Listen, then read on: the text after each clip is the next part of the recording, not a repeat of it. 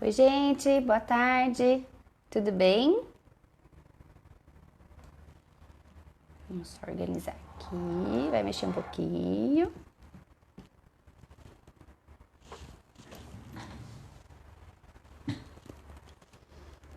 Vamos começar nossa live semanal. Hoje é dia 16 de janeiro. Hoje eu tenho, gente, tem aniversariante hoje das amigas. Hoje tem duas amigas minhas fazendo aniversário. Minhas duas melhores amigas fazem aniversário hoje. Raquel e Mariela. Meu beijinho de hoje pra vocês. A Mari mora lá em Mogi, não tá aqui. Colega minha também cirurgiã. E a Raquel é arquiteta hospitalar, mora aqui em Americana. Já já ela aparece aqui, eu tenho certeza. Aproveitar para deixar meus parabéns aqui para elas. E tudo em ordem, hoje nós vamos falar de um tema não tão interessante, talvez. Interessante sim, mas não tão desejável, né? Que a gente vai falar sobre complicações de cirurgia plástica. Nem tudo são flores, né? Infelizmente, às vezes, pra gente chegar num resultado, a gente precisa passar, às vezes, por algumas coisas, né? E toda cirurgia tem seu risco. Então, a gente sempre fala isso aqui no consultório, explica, exemplifica, orienta, que às vezes a gente sim vai ter algumas coisas que a gente vai ter que passar por, tratar, cuidar daquilo, para depois a gente seguir e conseguir um resultado desejado, tá bom? Então, hoje a gente vai falar um pouquinho disso pra vocês. Vou esperar o pessoal entrar. Quem tiver já me ouvindo, me avisa se tá bom ou se precisa aumentar, pra gente começar nosso bate-papo, tá? E vocês podem falar, podem me perguntar o que vocês quiserem, tá bom? Sobre complicações, intercorrências, o que vocês têm dúvida, podem me interromper, a gente vai conversando. Já separei aqui algumas perguntas de pacientes que são muito comuns da gente escutar e de paciente ter dúvida. E aí eu vou conversando com vocês isso também, tá bom? Mas aí vocês vão me interrompendo pra gente conversar, às vezes alguma coisa mais específica.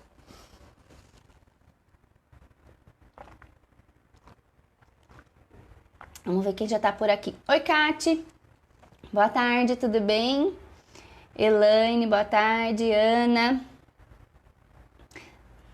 Dai Calegari também tá nos ouvindo. Alessandra, tudo bem, Alessandra? Boa tarde.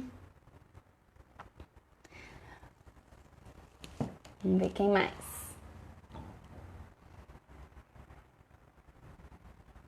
E aproveito para deixar aqui um espacinho também para vocês mandarem sugestões de tema, tá bom? Então, o que vocês acharem que vale a pena, o que a gente tem falado pouco que vocês gostariam de tirar as dúvidas, podem deixar também como sugestão, tá? Depois, se vocês quiserem deixar aqui embaixo nos comentários como sugestão, a gente vai pegando também esses temas e falando nas próximas semanas, ok? Quem mais tá por aqui? A Kati, boa tarde. Cláudia Roberto. Fiz bariátrica, quanto tempo para reparadora? Em média, 1 ano e meio a 2 após a bariátrica para começar alguma cirurgia, viu, Cláudia? Quem mais? Cristina, Orlandes e Celso. Vamos lá, então? Agora já são 6 horas aqui para mim. Aí a gente conversa meia hora, 6h30, a gente já tá finalizando nossas atividades. Pode ser? Vou pôr para despertar aqui 6h30, porque a gente vai empolgando, vai conversando e vai falando, às vezes o tempo passa, tá bom? Vocês me avisam aí, doutora, 6h30. Vamos lá, então. Bom, eu separei algumas dúvidas. Hoje, então, para quem chegou agora, quem não escutou falando no começo, a gente vai falar sobre complicações em cirurgia plástica, tá? Primeiro, preciso falar para vocês que toda cirurgia tem risco, né? As pacientes sempre me perguntam, doutora, mas não vai acontecer nada, né? Mas vai dar tudo certo. A gente espera que sim, né? A gente trabalha para que isso aconteça, mas a gente está trabalhando com o corpo humano. Cada paciente vai evoluir, vai responder ao mesmo tratamento, às vezes de formas diferentes, de formas mais rápidas. Então a gente percebe cicatrização mais rápida, cicatrização mais devagar, formas de juntar líquido ou não, quantidade que o paciente acumula de líquido ou não, ou se sangra, se não sangra, se sangra e acumula, ou se aquilo absorve rápido.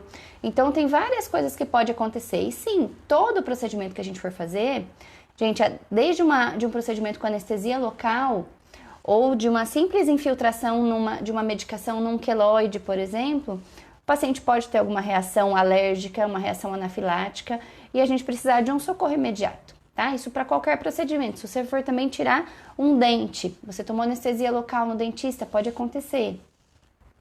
Você vai atravessar a rua, você olhou, eu costumo conversar com isso para as minhas pacientes. Olha, qual é o risco? A partir do momento que você fez todos os exames, está tudo em ordem, sua saúde está bem, você não tem nenhum problema de saúde descontrolado, estão todos controlados, você é diabético, mas seus exames estão normais, você é hipertenso, mas seus exames também estão normais, seu nível pressórico está controlado, não tem nada que esteja ativo, a gente pode operar? Pode. É a mesma coisa, por exemplo, você vai atravessar a rua. Vou dar um exemplo parece bem bobo, mas para vocês entenderem. Você olhou para um lado, olhou para o outro, viu que não vinha vindo carro e você decidiu atravessar a via. E de repente você foi atropelado. Pode acontecer, correto? Você se precaviu, você olhou para os dois lados e você tomou essa decisão consciente. Mas veio um louco, do nada, surgiu e te atropelou. Você estava esperando por aquela pessoa te atropelar? Não. Aquele risco existia? Existia. Mas você esperava aquilo acontecer? Não. Por quê? Porque você olhou para todos os lados e viu, bom, aqui o risco é muito pequeno de eu atravessar essa rua, eu acho que eu posso. Mas às vezes acontece. Outro dia eu fui atravessar com a Isabela, estava de carrinho. Essa semana, terça-feira, a gente veio andar aqui na avenida. E eu apertei, o Vitor apertou o botãozinho para atravessar ali no farol e ficamos esperando.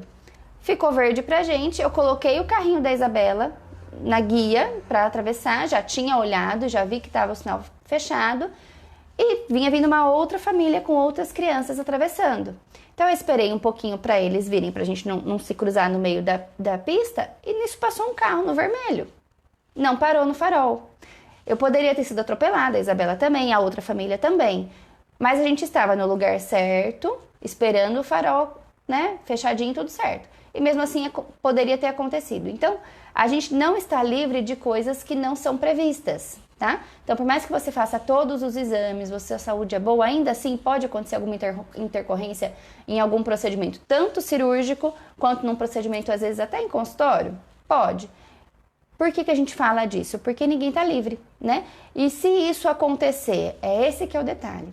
Se isso acontecer, a gente tem que estar preparado. Se for no pós-operatório, imediato, por exemplo, vou passar a visita no dia seguinte, de repente eu vejo que fez um hematoma, sangrou, ou o paciente durante o procedimento teve reação a alguma medicação que foi feita.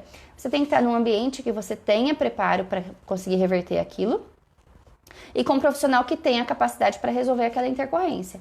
E não só num hospital, isso pode acontecer também durante o seu pós-cirúrgico? Pode, né? Você pode, às vezes, fazer um mês de pós-cirúrgico perfeito, não teve nada, não abriu nenhum ponto, não sangrou, maravilhoso. E às vezes, com 6 meses, você tem alguma intercorrência, fez um queloide, ou de repente bateu essa mama. Hoje veio uma paciente, tem bastante tempo que a gente pôs prótese de mama, já tem mais de 1 ano, acho que já tem 2 ou 3. E ela sofreu um acidente de moto, hoje foi para a Unimed e ela me trouxe a tomografia que foi feita para ver se estava tudo bem com a prótese. Poderia ter acontecido alguma coisa? Poderia, ela teve um acidente de moto, né? Não tem mais nada a ver com a cirurgia, mas ainda assim existiu esse risco, ela correu esse risco, mas estava tudo bem com a prótese. Então a gente tem que estar preparado para, se houver uma intercorrência, cuidar, tá bom? Então eu vou falar de 3 principais, que isso é para qualquer cirurgia, seja uma cirurgia plástica, seja uma cirurgia ortopédica, gastro, o que for, tá? Então, 3 coisas principais: infecção, sangramento, abertura de ponto. Infecção, a gente tem uma classificação de cirurgias: limpa, potencialmente contaminada, contaminada, infectada, que isso a gente usa para nos nortear no uso do antibiótico.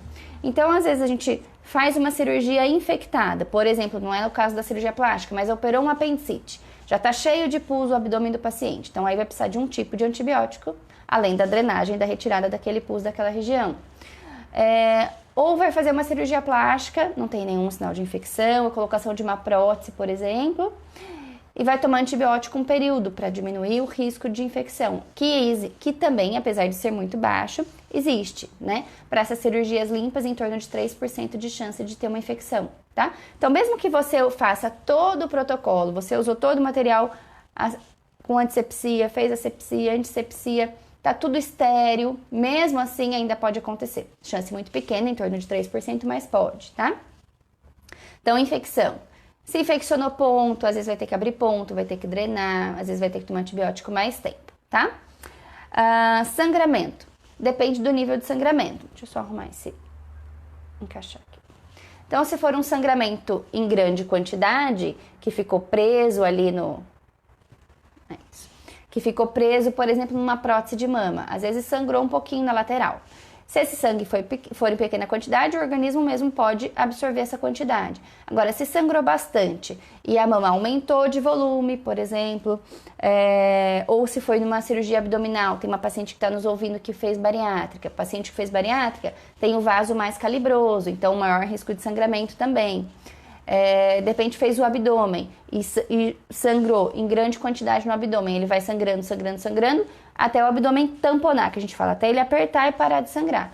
Se for uma quantidade grande, não parou de sangrar rápido, porque tem um vaso mais calibroso, por exemplo, tem que voltar para o centro cirúrgico, abrir essa cirurgia e drenar esse hematoma. Então, se é um hematoma grande, precisa de drenagem, às vezes ver se tem ainda algum vasinho ali sangrando ou não e cauterizar. Então, a gente falou de infecção, de hematoma e de abertura de ponto. Pode acontecer, principalmente nas cicatrizes que tem junção de 3 planos ou de 3 pontas. Então, cicatrizes em T, que eu tenho junção de uma pele embaixo e 2 peles laterais, então que faz uma cicatriz em T, quando eu junto 3 locais, eu tenho maior chance de abertura de ponto do que quando eu junto 2 locais. Então, por exemplo, a abdominoplastia é só embaixo. Estou juntando a pele de cima com a pele de baixo. Eu tenho 2 junções, a chance disso acontecer é menor. Se eu tenho uma terceira junção, se precisou fazer um T, esse risco ele é maior. Então, mamoplastia, mastopexia, mama redutora, quando você tem que fazer o T, né, geralmente tem que fazer, o risco de abrir ponto é maior, tá? Então, vamos lá que alguém me fez uma pergunta. A Maria Cláudia Mercante. Olá, é muito perigoso anestesia geral?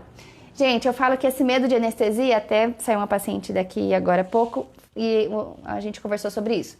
Graças a Deus que tem anestesia. E graças a Deus que eu nasci numa época que já tinha uma anestesia muito boa, né? Porque senão não seria cirurgia. Por que eu falo isso? Porque a anestesia, hoje, ela tá muito mais evoluída. A gente tem medicações muito melhores do que existia há tempos atrás, né? Existe gás, existe medicação na veia, então existe vários tipos de anestesia.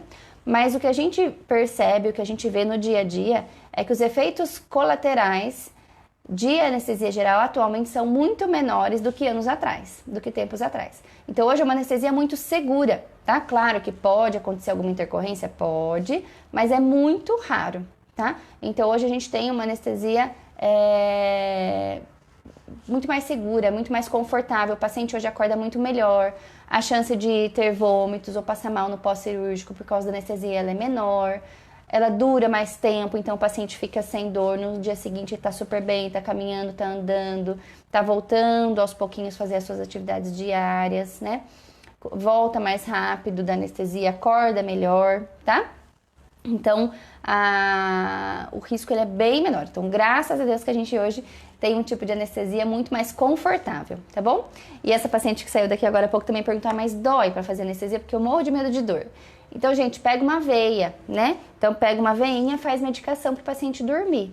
Então, você sente essa picadinha de pegar o acesso, tá? Depois não sente mais nada. E quanto tempo dura a anestesia? Quanto tempo durar a cirurgia? Então, se eu tiver uma cirurgia que vai durar 4 horas, a anestesia vai durar 4 horas e pouco, porque vai começar antes de operar e terminar depois que operar, tá? Então, vai durar o tempo necessário para a cirurgia ocorrer, ok?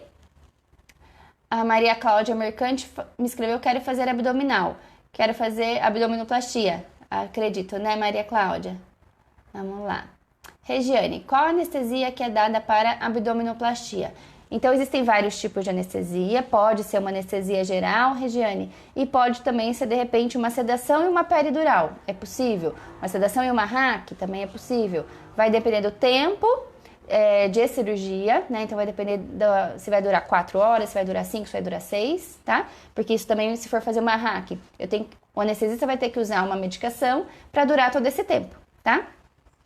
Mas habitualmente, como a gente faz associado à lipoaspiração, tanto da parte do abdômen quanto do dorso, tem que mudar às vezes o decúbito, habitualmente a gente faz com anestesia geral. Mas nada impede de ter uma decisão diferente para cada paciente, de repente fazer uma sedação e uma peri, é possível, né? Ou uma RAC, por exemplo, uma sedação também, tá?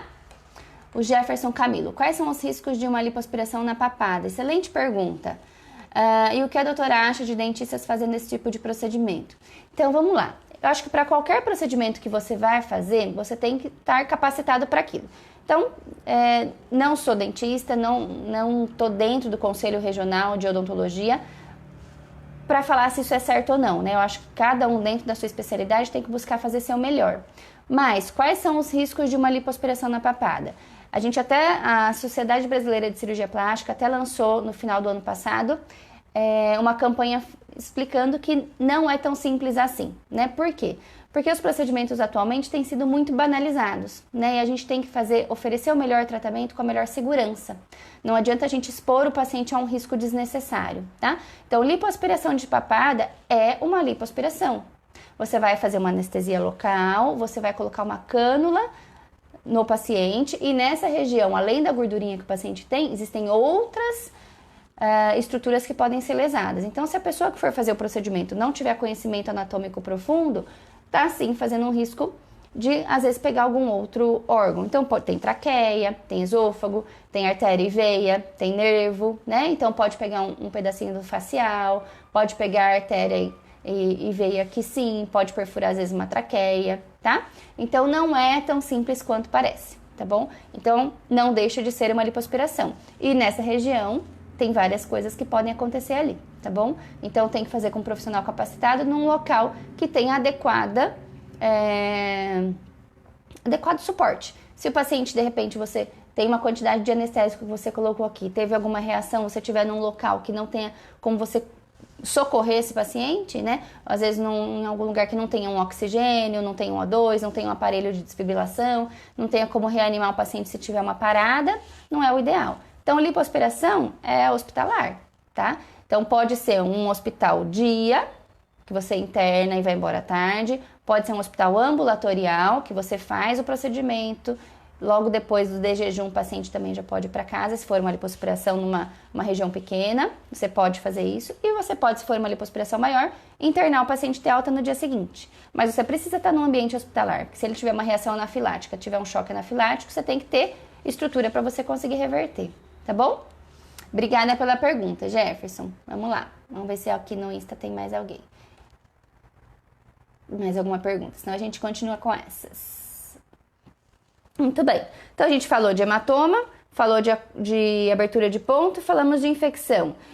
A outra pergunta que eu acho que é interessante a gente falar é outra complicação, outra intercorrência, é o seroma.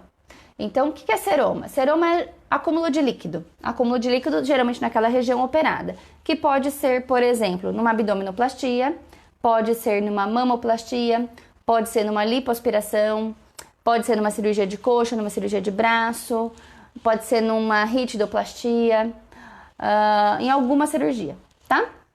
Abdominoplastia, cirurgia do abdômen. Normalmente a gente fica com dreno e o seroma ele costuma aparecer depois de 15 dias da cirurgia, que é a época que você já está sem dreno, tá? Então você ficou com dreno um período de 5 a 10 dias, dependendo da quantidade de líquido que você produziu por dia.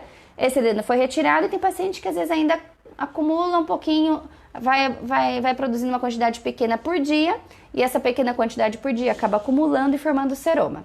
Quando que o seroma é mais provável de acontecer? Quando o paciente está acima do peso, tem um pouco mais de gordura naquela região e essa gordurinha ela vai liquefazendo e causa mais inflamação ali naquela região e junta mais líquido, o paciente tem menos capacidade de absorção, tá? Pode acontecer também em paciente magrinha? Pode, porque depende dessa absorção. Então, se o paciente às vezes tem um linfático que está congesto, não está fazendo drenagem, ou não fez o repouso correto, está movimentando demais, isso também pode aumentar a quantidade de líquido, tá? Então, tem vários fatores que podem aumentar e alguns fatores que podem diminuir também. Então, seroma é bem comum em abdominoplastia, por exemplo, pós-bariátrica é bem comum, ou o paciente fez e está um pouquinho acima do peso, tem mais gordurinha ali, também é comum, tá? Mamoplastia pode acontecer seroma? Pode, mas é mais raro.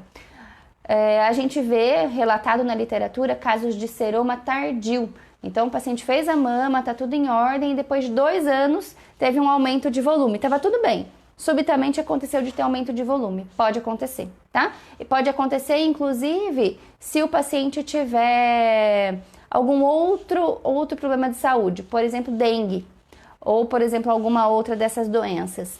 E aquilo gerar uma inflamação no geral, no organismo desse paciente, e às vezes juntar líquido na mama. Raro, mas na medicina é assim, né? A gente vai vendo coisas esquisitas acontecerem. E o seroma tardio pode acontecer, inclusive, após o paciente ter uma dengue, tá? Porque juntou líquido ali e acabou acumulando e não absorveu, e aí às vezes tem que fazer punção. Ou, se o paciente tem muito tempo de prótese e fez um seroma, não teve nenhuma condição, né, viral após infecciosa, a gente tem que aspirar esse líquido, mandar para análise para saber o que tem ali naquele líquido, se é só seroma mesmo ou se ele é um acúmulo de outras coisas, né? A gente sabe que tem relatado na literatura alguns casos de linfoma na cápsula da prótese, também raríssimo, a gente tem poucos casos no Brasil. Mas que podem, né, um dos sinais e um dos sintomas é o seroma. Então a gente tem que aspirar esse líquido, mandar para cultura, mandar para pesquisa de célula neoplásica, para pesquisa de alguns outros marcadores para saber se que tipo de líquido que é aquele também, tá? Vamos ver. Thaís Souza. Oi, doutor, estou aguardando ansiosa pela minha avaliação. Oi, Thaís, tudo bem? Que legal, então precisa vir aqui no consultório para a gente se ver. A Meire, boa tarde. Oi, doutora Marina, boa tarde. Tudo bem, Meire? Boa tarde. A Regiane perguntou, mamoplastia tem diferença embaixo do músculo ou em cima? Regiane, em cima ou abaixo do músculo, eu acho que é uma decisão pessoal do cirurgião, né, ou da cirurgiã, porque a gente está falando mais em questão de técnica, né? A técnica, quem deve dominar é quem está operando. E tem resultados maravilhosos com prótese embaixo do músculo ou com prótese em cima do músculo. Então, eu não acho que isso seja uma preocupação que os pacientes devam ter. Apesar de vocês terem essa preocupação, né? Mas eu acho que o principal é você ter confiança no cirurgião ou na cirurgiã que você escolher. E saber que os resultados ficam bons, né, com aquela pessoa, e você também cuidar do seu pós-cirúrgico, porque nem tudo é o nosso trabalho, né, boa parte é o trabalho de vocês no pós-cirúrgico, o cuidado que vocês vão ter em usar o sutiã certinho no período que a gente pedir, não fazer extravagância, né, isso tudo é importantíssimo para vocês terem um bom resultado. O nosso trabalho, ele termina na fase cirúrgica, uma parte, e a cicatrização de vocês naquele momento está só começando, né? Então, o resultado final, ele é proporcional ao cuidado que o paciente vai ter no pós-cirúrgico, tá? A Meire perguntou alguma coisa. Abdominoplastia, os pontos internos, demora quanto tempo para sarar? Meire, tem ponto, né, que demora 40 dias para absorver, tem ponto que às vezes demora mais tempo, mas não é só o ponto, é a fase da cicatrização, né? Então, a fase de cicatrização são 2 anos, a fase inicial, pelo menos os primeiros 6 meses, está tudo cicatrizando ali, ainda não tem nada colado 100%, né? A partir do 6º mês, que é essa fase inicial da cicatrização, vai dando uma diminuída e vai maturando, vai ficando mais... vai ficando mais madura, realmente é essa a fase, né, da cicatrização, maturação da cicatriz, tá? Então, às vezes o paciente pensa, né, tirei ponto, que ótimo, já cicatrizei. É só uma parte, o ponto vai ficar ali 7, 10 dias, 15 dias, dependendo do local. Então, isso vai demorar muito mais tempo ainda para terminar de cicatrizar do que só aquela época que tá com o ponto visível. A gente até, às vezes o paciente brinca e pergunta, quantos pontos que eu tomei, doutora? A gente não sabe nem contar quantos pontos, porque tem tantas camadas que a gente fecha. Na verdade, a gente, quando calcula, outro dia eu parei para contar quantos fios a gente usou. A gente usou 26 fios, em média tem meio metro cada fio. Então, imagina, 13 metros de fio. É muito fio, né? Então, usou ponto, imagina isso em, sei lá, se um ponto, em cada ponto a gente usa 1 centímetro para cada ponto, acho que nem isso. Então, calcula isso vezes 13 metros. Então, é muito ponto. Então, tem ponto bastante por dentro que são geralmente absorvíveis, né? Mas o mais importante não é o ponto, é a cicatrização do paciente, é aquele tecido grudar. Às vezes tá lá cheio de ponto, mas ainda a pele não grudou, tá? Então é importante as orientações pós-cirúrgicas, a orientação de quem operou, porque realmente quem operou vai saber a técnica que foi usada. Cada paciente é um paciente. Tem paciente que a gente faz abdominoplastia, eu preciso fazer outras suturas nessa musculatura, além do que está descrito ali no livro, né? Além do que a técnica convencional. Porque aquele paciente tem outra anatomia, então eu preciso adicionar uma técnica para aquele paciente. Então, nada melhor do que quem operou realmente dar essas orientações. Olha, você precisa fazer isso, você precisa fazer aquilo, né? Hoje, por exemplo, veio uma paciente que teve um hematoma na prótese, né? Próximo da prótese.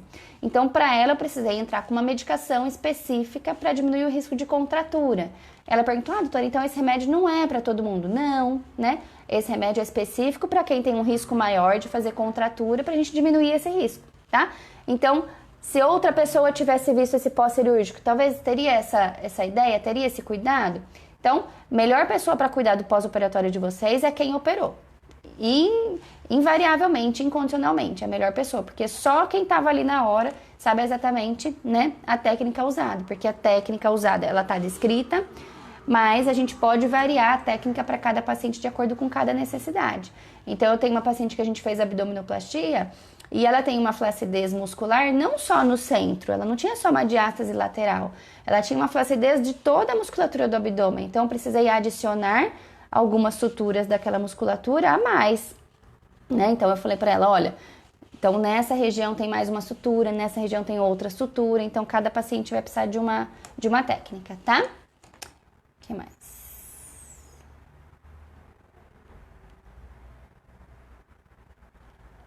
Vamos ver. Oi, Bia, boa noite já. Júnior, Cacita, Cássia, Mirelle. A Maria Cláudia mandou uma pergunta. Cirurgia abdominal, a gente depende de ajuda por quanto tempo? Maria Cláudia, claro que depende de cada paciente, mas em média 20 dias. Eu acho que é um tempo ok. Claro que no começo é mais, então lá até o paciente tirar o dreno, vamos pensar, vai precisar de um pouco mais de ajuda, que pode demorar 7 dias, 10 dias, às vezes um pouquinho mais, ou às vezes até menos, se o paciente secar esse dreno muito rápido. Mas geralmente a época que está com dreno é uma época que vai exigir um pouco mais de cuidado, até para o paciente manipular o dreno, né? Ficar cuidando desse dreno, abrindo, fechando, esvaziando, tomar cuidado para não enroscar, né? Além do que esses 10 dias você vai estar mais curvadinha, não vai poder ficar tão reta, porque puxou toda a pele lá para baixo, tá? Então, para não ter problema de repente escapar um dreno. Outro dia aconteceu, uma paciente nossa enroscou no dreno, chegou aqui com o dreno praticamente todo para fora, né? Então, tem que tomar bastante cuidado para não ter esses tipos de surpresas, tá? Então, vamos pensar uns 20 dias que a gente vai precisar de ajuda, principalmente no começo, aí uns 10 dias, que é o tempo que tá com o dreno, tá? Quem mais? Thaís Souza. Doutora, fiz uma rinoplastia há 10 anos e hoje o resultado não me agrada, quero muito fazer um reparo. Thaís, isso é muito comum acontecer em rinoplastia, né? Porque às vezes a paciente fica com a pele mais fina, às vezes aquele resultado que estava ok com 1 ano, 2, conforme o tempo vai passando, às vezes ainda tem um edema residual e nariz, ele às vezes incha, fica inchado mais tempo, demora para aparecer o resultado, né? Então a gente precisaria avaliar para ver, né, o que daria pra gente pensar em uma nova cirurgia, tá bom? Se tem cartilagem pra gente usar ou não. Muito bem. Vou continuar aqui com as minhas perguntas, o que forem aparecendo aqui a gente responde. Trombose é comum? Gente, trombose não é comum, mas é uma das complicações que a gente mais teme e mais tem que ter atenção. Porque é uma das mais graves, né? Se eu tiver uma trombose com uma embolia, o que é embolia? Quando sai o êmbolo, vai para algum outro lugar. Então, trombose, vamos pensar, é coágulo, que pode dar na perna, no joelho, na virilha, em alguma região dessas veias da perna, por exemplo, tá? E esse coágulo, ele pode ficar ali paradinho, ou ele pode se soltar. E se ele soltar, pode ser que ele vá para o pulmão, por exemplo. E aí o paciente fica com falta de ar, respiração fica curtinha, às vezes dá a pressão baixa, o paciente desfalece, desmaia, tem que pôr no carro, ó, para o hospital, tá? Chegou no hospital, já foi atendido, socorreram, aí você liga para o médico assistente para explicar, avisar, e às vezes a gente vê também se tá tudo bem com a cirurgia, o que pode ser feito, tá bom? Então não é comum a trombose, mas se acontecer, ela é mais grave. Então a gente sempre avisa o paciente. Gente, cirurgia plástica é uma cirurgia que demora. Não é uma cirurgia rápida, é uma cirurgia de detalhes, é uma cirurgia minuciosa, cicatrizes grandes, né? Diferente se você vai fazer uma vícula, você faz ali 4 furinhos. Vai cicatrizar aquele furinho ali, claro que tem a cicatrização interna, o local onde clipou, né? Toda aquela questão de vazar bile ou não, ok. Mas vamos pensar na pele, é mais rapidinho, né? Por vídeo, então, cicatriza muito mais rápido. O paciente volta, não tem um músculo inteiro costurado, o paciente nem fica curvado. Então, cicatrizes menores se recuperam mais rapidamente. Por exemplo, prótese de mama, uma cicatriz pequenininha, de 5 centímetros. Mastopexia, cicatriz grande embaixo, mais a vertical, mais a areola. Mais cicatriz, mais tempo para essa pele se organizar, tá? Então, como são cirurgias longas, por mais que a gente use meia, põe um aparelhinho na perna para fazer massagem, para diminuir essa possibilidade, a gente tem que pôr o paciente para andar logo, né? Às vezes anda no mesmo dia que operou. Às vezes sai da cama já no mesmo dia, já anda. No dia seguinte em casa tem que caminhar, tem que mexer bastante a panturrilha, a perna. Não pode ficar deitada. Não é uma época para você ficar sem fazer nada. Claro que não vai pegar peso, fazer excessos, tá? Mas quanto mais movimentar a perna, a panturrilha, menor o risco da gente ter uma trombose e um desfecho mais grave, tá bom? Então, isso tem que estar na mente do paciente. É um cuidado que a gente sempre reforça na hora da alta, tá? Tem que usar... diminuição da sensibilidade. Pode ocorrer abdominoplastia, mamoplastia, até o nariz, quando opera o nariz, né? Daí você pode até também, se você lembrar de 10 anos atrás o que aconteceu, também fica um pouquinho adormecido. Então, sempre que houve descolamento fortinho, o nervinho daquela região demora um tempinho para crescer de novo e a cicatriz a região ali pode ficar dormente, tá? A gente tem até 2 anos para o nervinho crescer e essa sensibilidade voltar ao normal. Mas perda de sensibilidade pode ocorrer, por exemplo, no mamilo, na mama, até com prótese, não necessariamente precisa ter o corte em volta da areola, tá? Porque a gente tem que lembrar, se vocês forem pegar lá as nossas aulas de prótese de mama, nossas lives de prótese de mama, ou de mamoplastia. Lembra que o nervinho ele vem lá do músculo, passa no meio da glândula para depois chegar lá na areola? Então, este caminho onde eu vou precisar pôr a prótese vai ter que ser descolado. Então, onde está descolado é onde o nervinho passou. Alguns deles passam e pode ter alteração de sensibilidade. Aí tem que esperar o nervinho da lateral e do meio da mama conseguir levar essa sensibilidade de novo para aquela região, tá? Então, diminuição de sensibilidade pode, mas tem até 2 anos para voltar a ter. Em torno de 5% dos pacientes têm alteração de sensibilidade após uma cirurgia plástica. Riscos de anestesia geral, acho que a gente já falou, né? No comecinho. Risco de peri e de RAC e anestesia local. Então, toda anestesia, né, tanto local ou quanto geral, ou RAC ou peri, primeiro a gente pode pensar em uma reação alérgica, né? E aí é importante estar num local que a gente tenha condições de reverter uma anafilaxia, por exemplo, um choque anafilático. Tentar, pelo menos, reverter isso, né? Porque nem sempre a gente consegue, tá? Então, nem sempre, mesmo que você faça de tudo, gente, tem coisas que a medicina não consegue reverter. Então, tem risco? Tem risco. Graças a Deus, esses riscos são muito pequenos, esses eventos são muito raros, mas pode ocorrer, mesmo o paciente estando rígido, mesmo a gente tendo tido todo tipo de cuidado, um desfecho ruim pode acontecer, mesmo a gente fazendo de tudo, tá? A gente não sabe, falando a grosso modo, não sabe a hora de cada um, né? Graças a Deus nunca tive isso, mas pode acontecer, tá? Risco de anestesia geral, nem falaria de risco, mas falaria assim, eventualmente, às vezes ficar um pouquinho mais sonolento, tem paciente que é mais sensível, às vezes acaba tendo um pouco de vômito, pode ocorrer. Peridural, tem paciente que às vezes quando faz RAC, fica com um pouquinho de dor de cabeça, aí precisa hidratar bastante, ou às vezes alguma dorzinha no local da punção, às vezes tem paciente que tem um pouco de contratura muscular, às vezes fica aquela regiãozinha perto da punção um pouco mais dolorida, também pode ocorrer. E Quem tem maiores chances de desenvolver complicações? Pergunta que eu não consigo responder. Quem? Cada cirurgia tem um risco, cada paciente tem uma anatomia, cada pós-cirúrgico é cada paciente vai ter um cuidado. Então não tem assim, olha, essa complicação tem assim, por exemplo, seroma, mais comum no que a gente já falou, paciente acima do peso, bariátrica, mais comum.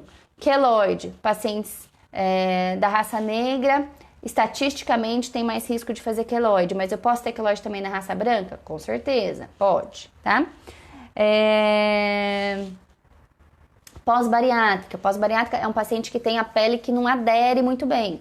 Então, risco de sangramento, risco de seroma, tem o vaso maior, então se de repente fez uma tosse, subiu uma pressão, em vez de sangrar uma gotinha, sangra um jato. Anemia é mais comum também nesses pacientes no pós-operatório, por isso que antes precisa estar com a hemoglobina lá em cima, precisa estar sem anemia para não ter risco depois de tomar uma bolsa de sangue no pós-cirúrgico, tá? E como diminuir os riscos da cirurgia plástica? Eu acho que essa pergunta é extremamente importante para a gente fechar o que a gente conversou um pouco hoje. Risco tem em toda a área, tem na cirurgia plástica, tem em qualquer outra área cirúrgica, tem em qualquer medicação que você for tomar. Você vai tomar um remédio para o colesterol? Pode ter algum problema? Pode. Você vai tomar um Tilenol, você pode ter uma hepatite por causa de um Tilenol? Pode. Você vai tomar uma dipirona, sua pressão pode abaixar, você bater a cabeça e ter Pode, né?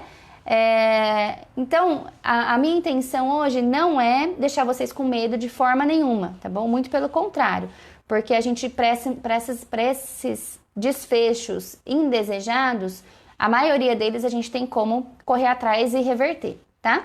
Não é isso, mas é mostrar para vocês que nem tudo são flores e que a gente depende sim de uma equipe bem treinada e de um pós-operatório que precise o paciente entender que dependa dele também, tá?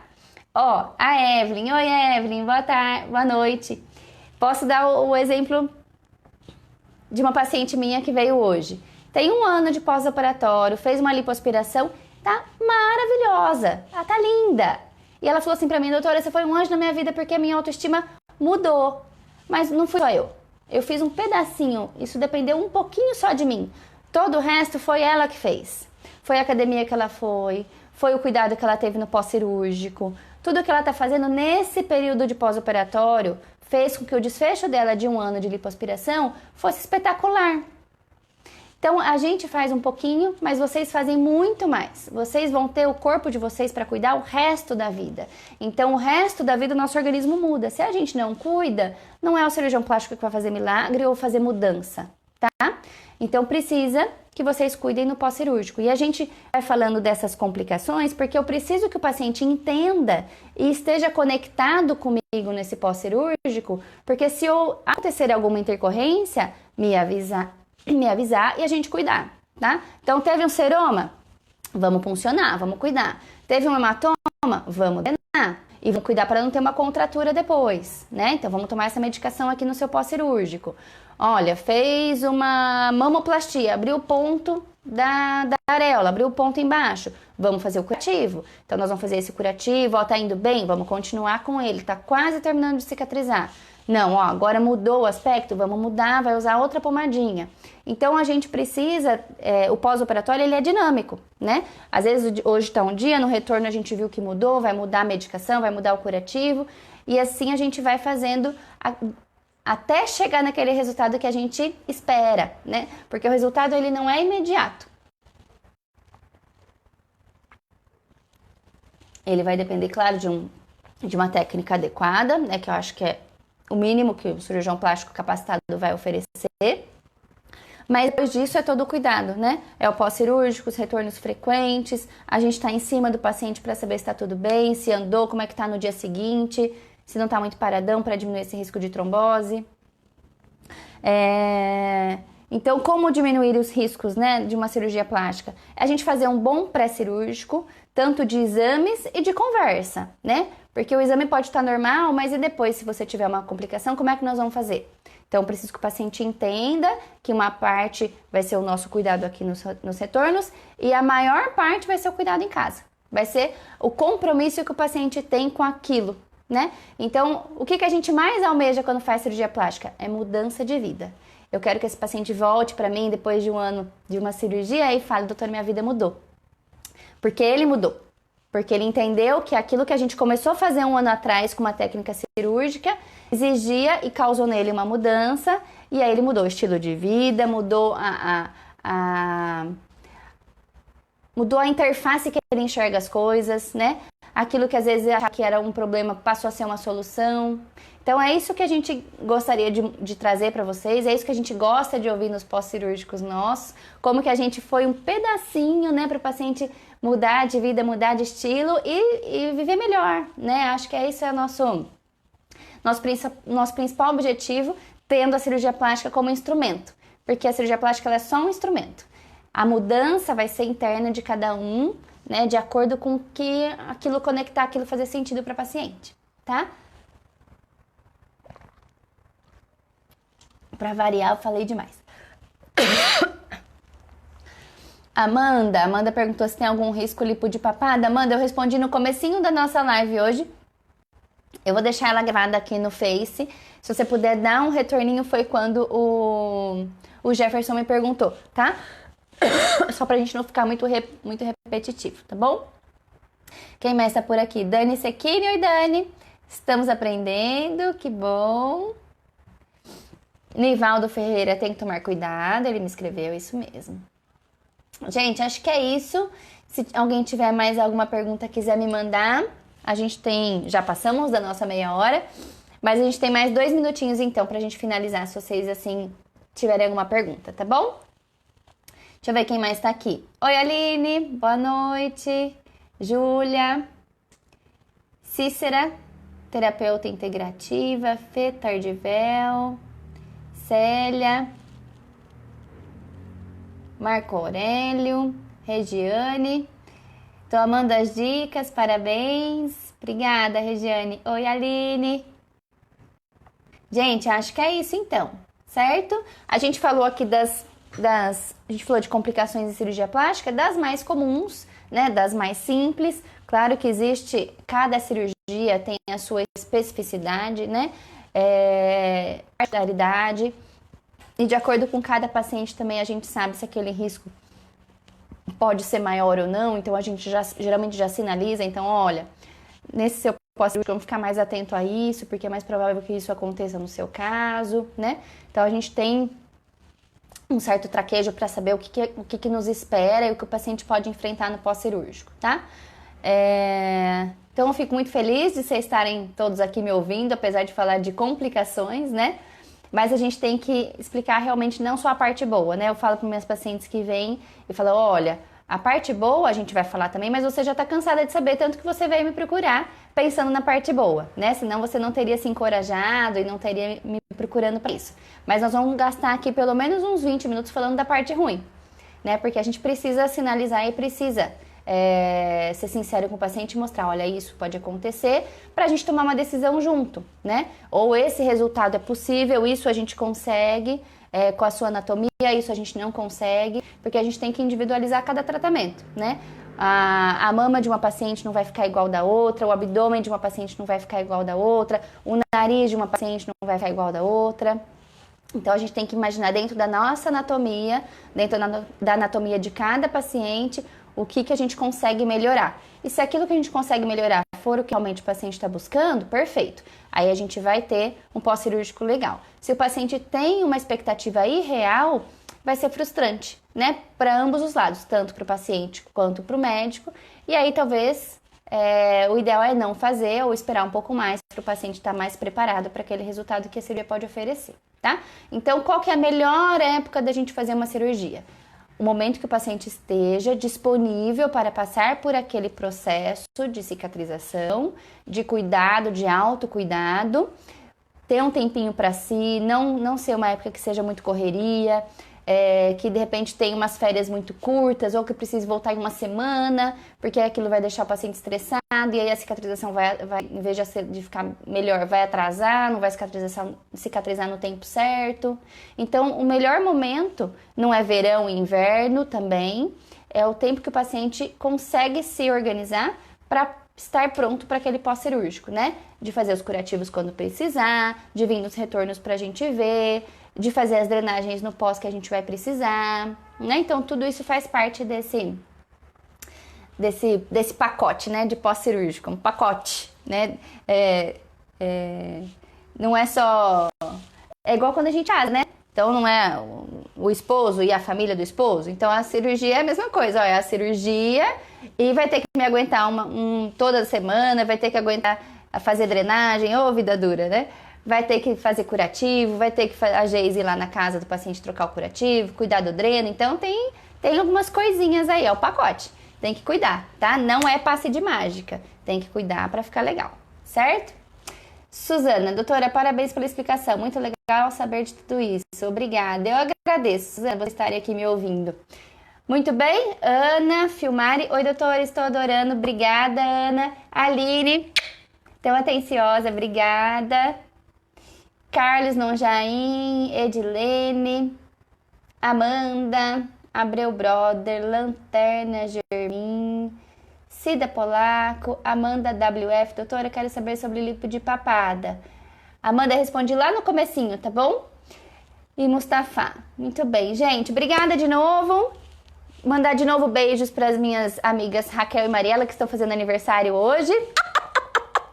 Que gostoso, né? 2 amigas no mesmo dia. Muita saúde, muito amor, muita paz, que eu acho que é só o que a gente precisa. Paz, né, no coração pra gente conseguir dar o nosso melhor todo dia. Receber amor pra conseguir dar e receber. Acho que quanto mais a gente dá, mais a gente recebe, né? E alegrias, né? Que é o que a gente gosta de curtir no dia, com a família, com os amigos, no trabalho. E eu desejo o mesmo pra todos vocês que estão me ouvindo aqui. Gente, obrigada. Bom restinho de semana para vocês. A gente se vê na semana que vem. E, por favor, quem quiser deixar sugestões de temas, deixa anotadinho aqui embaixo pra gente ver durante a semana, ok? Espero vocês. Bom fim de semana. Até mais.